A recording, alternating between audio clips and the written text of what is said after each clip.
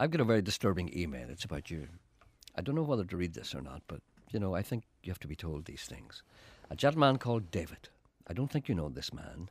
He said, I was wondering what Sean Coyle looked like, so I decided to check him out online. Gerry, now, I'm only reading this, Sean. What does that mean? Online. Online. You look at Online. You probably looked at your Facebook. Facebook. I don't have a Facebook. Yes, you have. I don't. You're up there.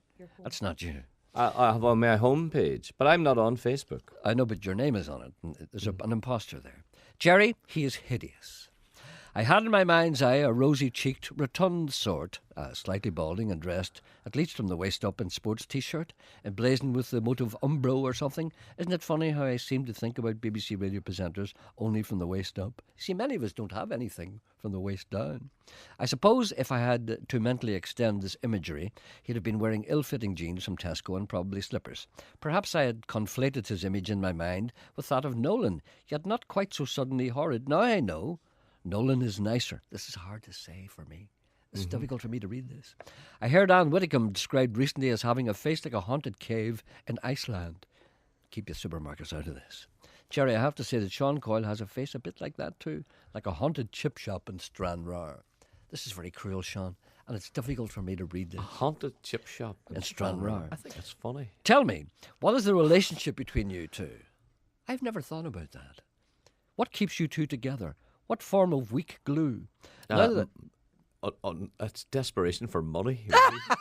Now that I've seen him in the flesh, I can't think of the two of you as the ultimate radio couple any longer. And your face is such an agreeable one. He's talking about my face. I knew that already. Your face is warm, welcoming, well-kept and handsome, like the foyer in the Europa Hotel. Your teeth are quite straight too. And also, not mine. Can't you get rid of him and get another helper?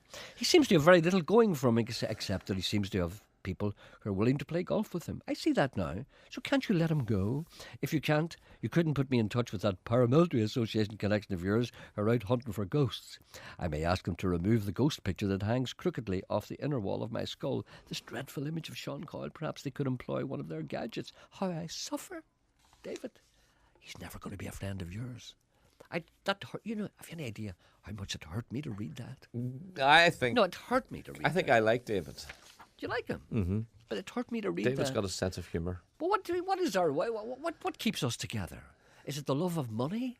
A contract. I think... Oh, that's what it is. I forgot. It'll soon be up. Listen, one of the things that I was thinking about the other day was because of all these cuts... a gentleman writes to me and he said, what this seems to be the purpose of all these cuts? He said, does this mean that there's no more money left for poets? Will poets be affected in the cuts now, I wonder? Will they be? Will poets have their money cut? I would think so. How does a poet make money anyway? How does a poet make money? I don't know. I'm going out poeting today. I'll be bringing back some money tonight. They don't appear in pubs, do they? They don't do If you're a poet karaoke. now, you'd say, I'm off to work now. I'm going poeting. I'll be back tonight with the bacon. And here's a gentleman writes to me and he says, the demise of the potato. This is Seamus Heaney, of course. You've guessed that already. A spud sits weeping in his attic. His actions are recently quite erratic. Oh, Spudman, you're badly blighted. To think you're bigger than United. Of course, you realise immediately that this refers to young Wayne Rooney, the potato himself, threatening to go up the road to Main Road. But it's not Main Road anymore, is it? It's Manchester City, but they've got another name for their ground, isn't it? What's their name for their ground now? A new name, have they? Is it still Main Road? You don't know, do you? No, I Janet, I wonder, could you Google that for a man? Manchester City. There ain't no money in poetry. That's what set the poet free. I've got all the freedom I can stand. Many men have felt the same. Oh, Spudman, hang your head in shame. Why don't you hang up your boots instead of pulling up your roots? Referring, of course, to his intended vacating of his Manchester United seat. Mr. Potato is all alone. Certain numbers deleted from his phone by Colleen, his devoted spouse. Spudman detained inside his house. Sexy G-strings were so funny when he filled them up with money. Drinking, dancing, playing poker. Unrepentant granny groper. Now the only three in bed are Colleen, Spud, and little Ted. Little Ted, of course, is a child. No more going on the tear. Spudman hungs his teddy bear. Sir Alex doesn't understand the sudden change in Potato Man. Hoots, said Sir Alex, I dinna care. I can buy a Spudman anywhere.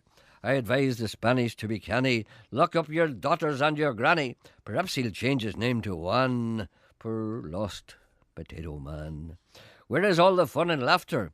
The Spud's eyes up a likely rafter. But look away, do not linger. No more will Spudman be a swinger. By writing this I feel a fake. I'd like a chance to be a rake. Only for God's dear guiding hand, I too would behave like Potato Man. Oh,